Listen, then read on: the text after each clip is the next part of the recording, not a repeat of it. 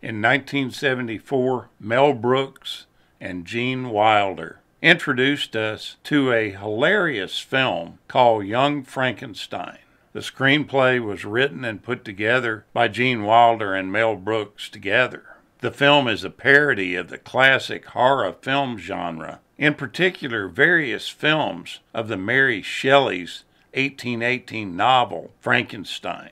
The supporting cast includes Peter Boyle, Terry Garr, Cloris Leachman, Marty Feldman, Madeline Kahn, Kenneth Mars, and Gene Hackman. This movie was a critical favorite and a box office smash, and it ranks real highly on any of the list of films of the greatest comedies of all time. Mel Brooks wanted at least $2.3 million dedicated for the budget of the film, but Columbia Pictures decided that $1.7 million just had to be enough for this production. Brooks instead went to 20th Century Fox for distribution. After they agreed to give him a higher budget, principal photography began on February 19, 1974, and it wrapped on May 3, 1974. When Mel Brooks was preparing for this film, he discovered that Ken Strickfaden, who had made the elaborate electrical machinery for the lab sequences in the Universal Frankenstein films, was still alive and actually still living in the Los Angeles area. Brooks ended up going to visit him, and he found that he had stored all of the equipment from those movies in his garage. Brooks made a deal with him right then and there to rent the equipment. And because of this, he gave Strickfaden the screen credit that he deserved but didn't receive from the original films. Now, Gene Hackman learned about the film through his frequent tennis partner, Gene Wilder, and he really wanted to be in it. He went out and requested a role because he wanted to try his hand at comedy. He volunteered to play the blind hermit for free. It was 4 days of shooting for about 4 minutes of airtime.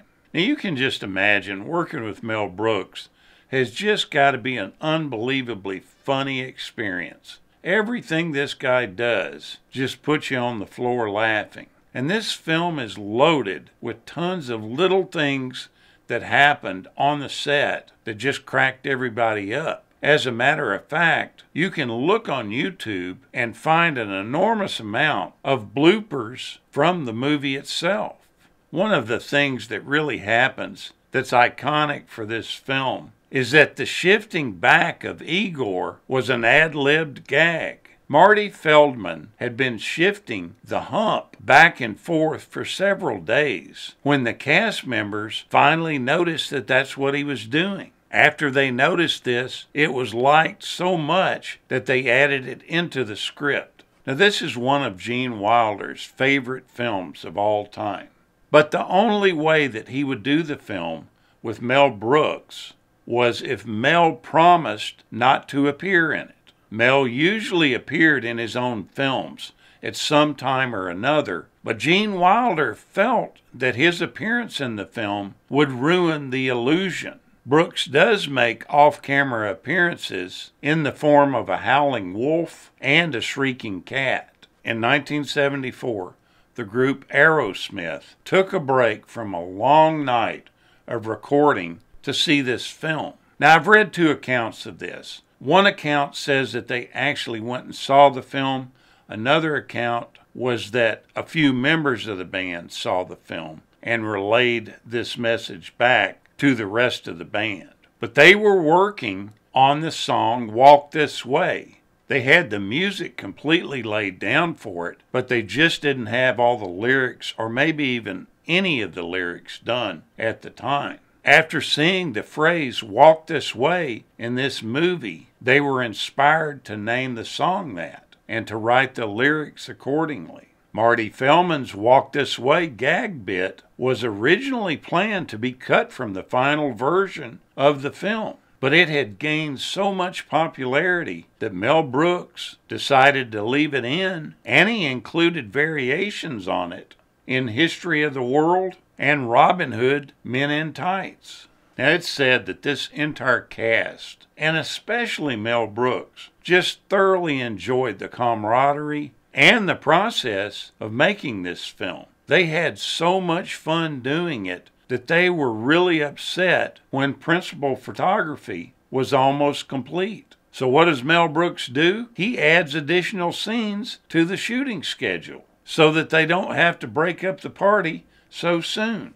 Supposedly, the scene that required the most takes to be filmed was the one in which Igor bites Elizabeth's animal wrap. The reason was that each time he did it, he was left with a full piece of fur in his mouth, which caused the other actors and actresses just to bust out laughing hysterically. They could not get the scene shot. The original cut of the movie was almost twice as long as the final cut, and it was considered by all of the people involved in the production to really be a failure. They didn't like the way it turned out. This is why editing is so important in a film.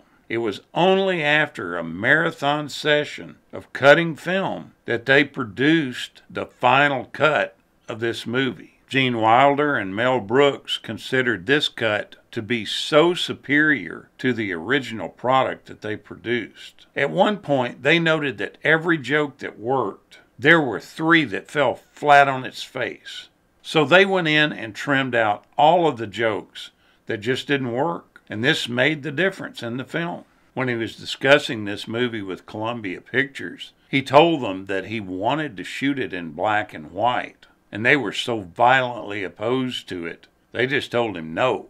And this was another reason that he was shopping the film and ended up going to 20th Century Fox. And they were much more accommodating. Now, these Hollywood studios are always trying to pull the plug on the directors. And they're trying to manipulate things so that the studio has the ultimate control over things. And they almost got to Mel Brooks. According to him, the studio tried tricking him into shooting the film in color. Now, the studio originally said it was okay to do it in black and white, which tickled him to death. But the way they approached it was totally different than he wanted to do it. They said, we'll make it in black and white, but we'll do it on color stock so that we can show it in Peru, which just got color. And he told them, no, absolutely not, because I know you're going to screw me. He said that they would tell him this now, but change it after the film is done and produce it in color. Mel Brooks asked the costume designer, Dorothy Jenkins, to have Madeline Kahn show as much cleavage as they could get away with in 1974.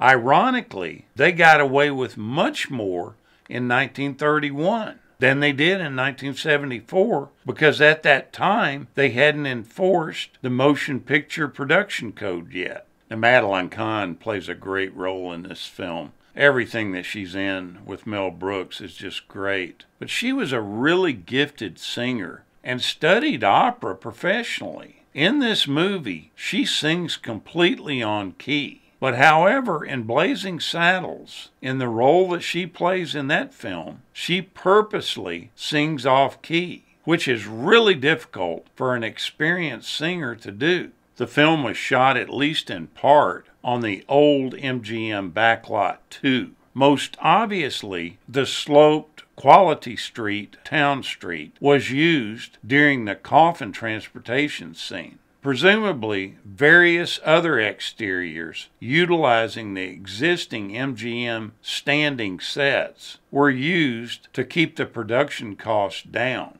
Now, Gene Wilder and Mel Brooks got into the only fight that they had during the movie's production, but it was a big one. And it's said that Mel ended up throwing a huge temper tantrum, yelling and raging, and eventually storming out of Gene's apartment. And this is where the men had been working on the script together. Roughly 10 minutes later, Gene Wilder's phone rang.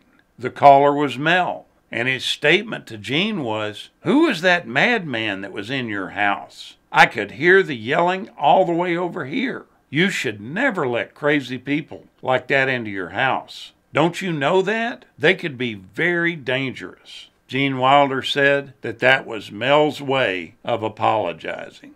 This movie grossed $86.2 million on a $2.78 million budget. Boy, if that's not a return on your investment. The movie received critical acclaim from the critics, and it still holds up strongly today. Young Frankenstein is a very likable film with a really unpredictable blend of slapstick and sentiment. Take a look at this movie again.